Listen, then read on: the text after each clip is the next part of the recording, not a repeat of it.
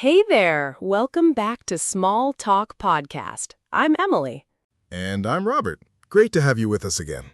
So, Robert, can I ask you something before we start? Sure, go ahead.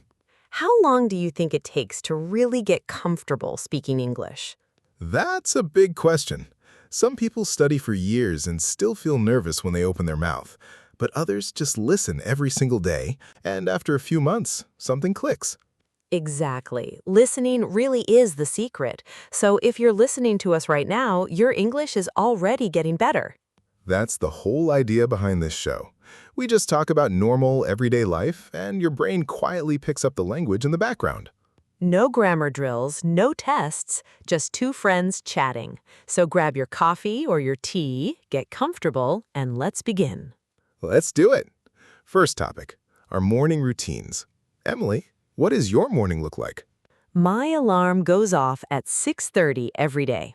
6:30. That's pretty early. I wake up at 7 myself, and even that feels tough sometimes. Honestly, I need music the second I wake up. Something upbeat or I just can't get moving. I'm the opposite. I like a quiet morning. But we agree on one thing. Coffee first. Always. Coffee is not optional, Robert. It's required. After that, I stretch a little, shower, and eat breakfast, usually oatmeal with some fruit. I go for a short walk after my coffee, then toast with eggs. Okay, let's slow down and repeat some of those phrases for our listeners. I wake up early. I wake up early. I drink coffee. I drink coffee. I take a shower. I take a shower. I eat breakfast. I eat breakfast. Great phrases to know. Now, think about your own morning. Wake up, coffee, breakfast, shower, and tell us about it in the comments. Let's switch topics. Robert, do you enjoy your job? Most of the time, yes. Not every single moment, but overall, I like it. What I enjoy most is helping people and hearing thank you at the end of the day. That's lovely. For me, it's meeting different people every day and learning something new, although those long meetings can really drag on. 2 hours in a meeting thinking, please let this end. We've all been there. Let's teach some work vocabulary. First word, a colleague, someone you work with. Robert is my colleague. Next, a deadline, the date your work must be finished. The deadline is tomorrow, not a fun sentence. Next, a manager, the person who leads your team. And to resign, meaning you choose to leave your job. That's different from being fired, where someone else tells you to leave. Let's repeat. A colleague, a deadline, a manager, to resign. Great work, everyone. Emily, are you hungry yet? Because I definitely am. Always. Let's talk about food. What's your favorite dish? Tough question, but I'll say pizza. Simple, but so good. What about you? I love Asian food, especially a big bowl of hot ramen on a cold day. Do you cook, Robert? I do, and I find it relaxing. After a long day, I just forget everything in the kitchen. Cooking is basically therapy. I love that. Now let's practice a restaurant scene, since this is so useful for learners. Robert, you be the waiter. Good evening. Welcome. Can I take your order? Yes, I'd like the tomato soup, please, and I'll have the grilled salmon for my main course. Excellent choice. Would you like anything to drink? Could I have a glass of water, please? Of course, right away. Nicely done, Emily. Now, learners, repeat with us. I'd like the soup, please. I'll have the chicken, please. Could I have a glass of water? Can I take your order?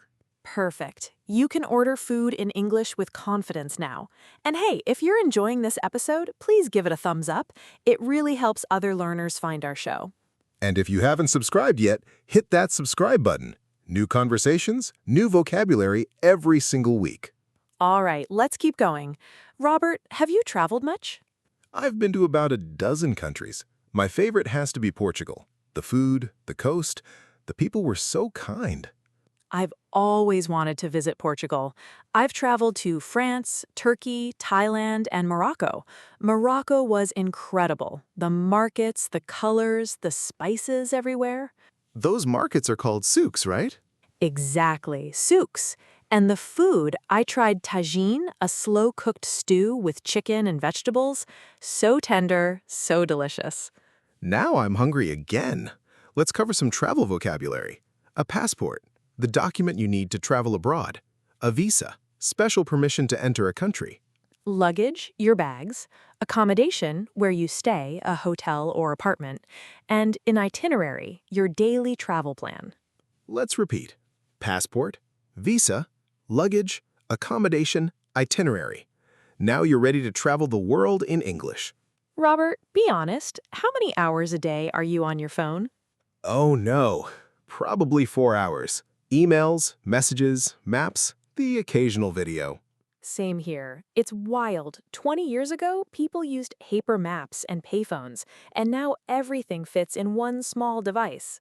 Technology connects us, but balance matters. Use technology, don't let it use you. Deep thoughts today. Let's learn some tech words. To scroll, moving up and down your screen.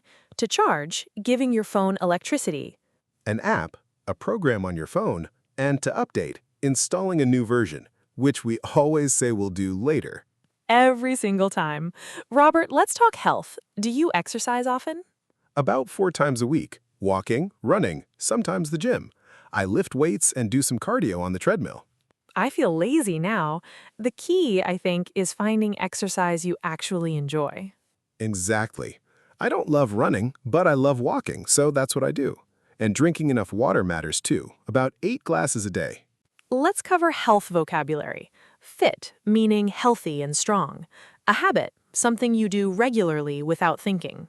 Stress, feeling worried or under pressure.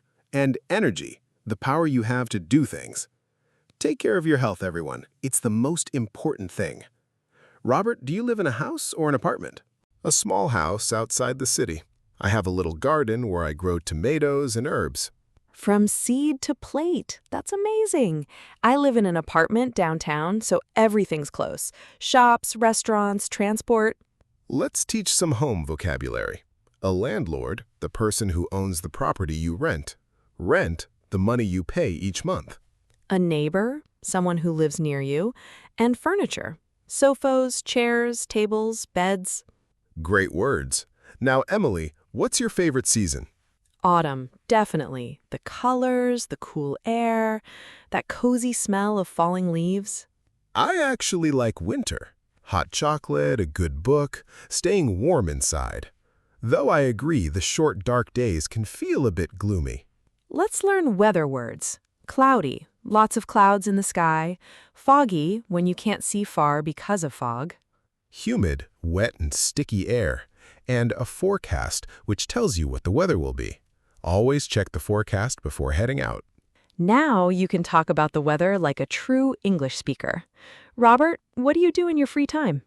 I read a lot, mostly history and nature documentaries. I'm fascinated by ancient civilizations. How did they build those things without modern machines? A great mystery indeed. I love mystery novels myself, real page-turners, books you just can't put down. I also enjoy photography on weekends. That's wonderful. A camera makes you notice details you'd otherwise miss. Let's teach some hobby words.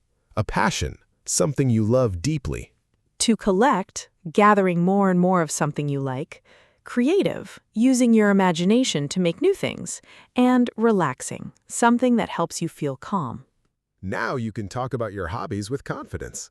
We're almost at the end, Emily. Let's finish with some everyday expressions. I'm not sure, but you use this when you don't know the exact answer.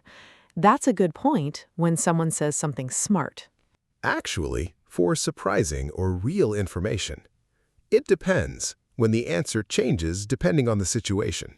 By the way, introducing a new topic. And I totally agree, a strong way to say yes. To disagree politely, try, I see your point, but... These small phrases will make your English sound so much more natural.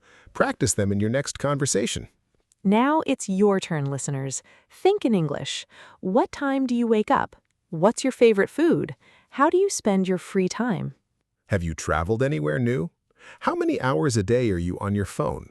Be honest, we won't judge. And what's one thing you'd like to improve in your life? You just answered several questions in English. That's real progress, and you should feel proud. We covered so much today. Mornings, work, food, travel, technology, health, home, weather, and hobbies. Your brain has been working hard. And that's exactly how you improve, little by little, day by day. You don't need to be perfect. You just need to keep going. If you made it to the end of this episode, that's something to be proud of. You're serious about improving, and that matters most. If you enjoyed today's episode, please give it a thumbs up. It means a lot to us. Share it with a friend who's learning English too. And subscribe if you haven't already. New conversations and new vocabulary every week. You won't want to miss it. And one last thing, tell us in the comments which phrase you liked best today.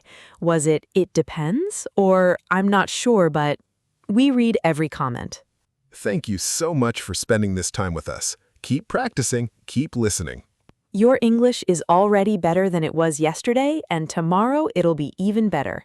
See you in the next episode. Bye, everyone. Take care.